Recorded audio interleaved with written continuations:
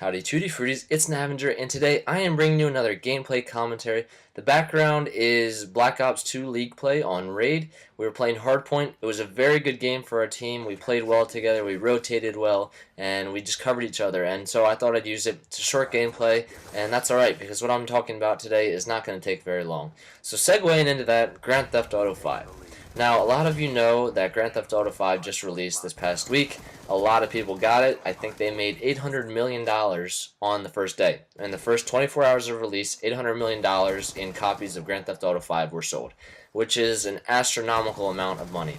And then, to top it off, they set some record, I think, for selling around $1 billion within the first 2 or 3 days, something to that extent, which is awesome. I think they spent about $230 or $280 million making the game. So you just look at the profits right there. That's about a $700 and some profit in the first 3 days, or $700 and some million profit in the first 3 days, or something like that. So good for Rockstar. They made a very good game. And now it's going to sound weird when I say that I am not going to be getting that game. So there are a couple reasons why I won't be getting it. I was at the midnight release with Spathik, and I was one of the only people in line that was just there and not actually getting it. And the reason I'm not getting it, and the main reason I should say, is because of the Xbox One. So the Xbox One releases in November. The Grand Theft Auto 5, as of this point, is not going to be re-released for the Xbox One, as far as I know. I could be wrong, and if I am, well then, I'm an idiot. However, it's, as of right now, as far as I know, it won't be. And so for me to buy a game that's $60 to play for a few months until the Xbox One comes out just doesn't seem like it makes any sense. I don't plan on playing my 360 at all when the Xbox One comes out. The Xbox One is going to have all these different games, all these different, features to it, and it will really make the 360 irrelevant, and I think it'll really blow it out of the water. So I think when you look at it, not a lot of people are going to be playing the 360 as it is after the One comes out. So that was my kind of big driving force into not getting GTA 5. Another thing was, like I said, the money, but the kind of game that GTA 5 isn't a kind of game that I really play a lot. It's a free roaming game, and then there are side missions to it, and you're never really done. And what I mean by that is there's so many side missions that you can do. It'll probably take, forever for someone to get it 100% complete. Now, I know there's probably people out there that have already 100% completed it because, they take pride in that, I guess. I'm not really sure. But for me, I feel like I would just be like, why bother? Because I have Dead Rising 2, and Dead Rising 2 is kind of the same game. Now, I know it's not even on the same level as GTA 5 as far as, quality goes and things like that.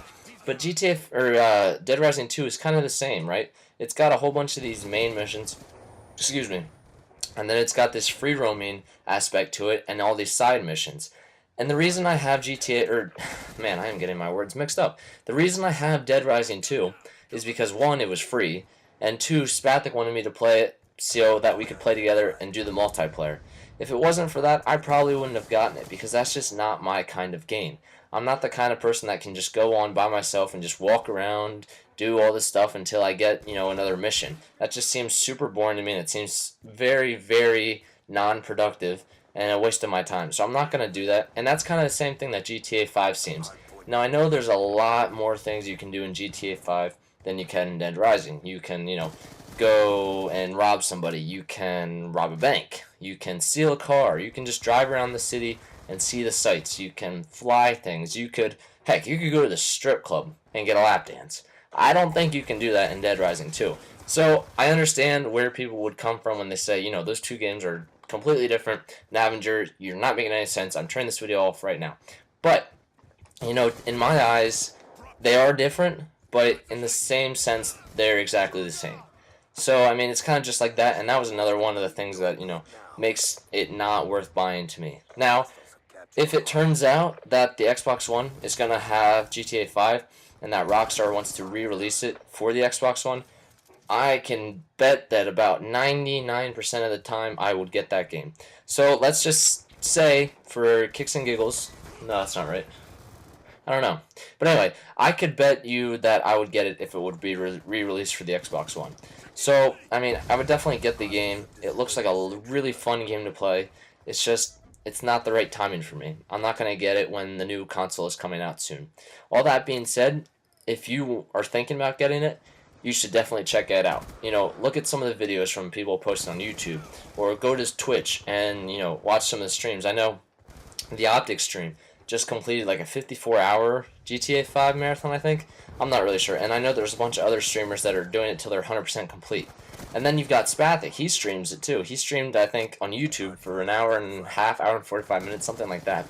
So you can definitely have a lot of resources to check the game out and see for yourself if it's something you'd like to get.